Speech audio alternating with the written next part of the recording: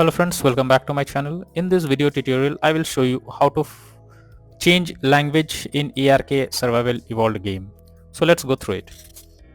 So to change language in the game, first you need to go to Steam and go to the library section, then select your game, right click on it, click on properties, then here you can see the language option. It's by default selected as English. So from here you can select any language that you want, and after that the language will be changed to that particular language you have selected.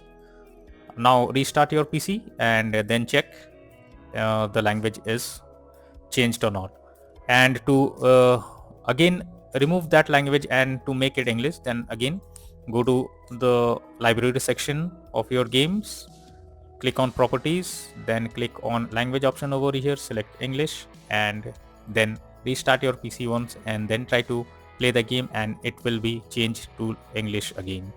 So that's all for now in this video. Thank you.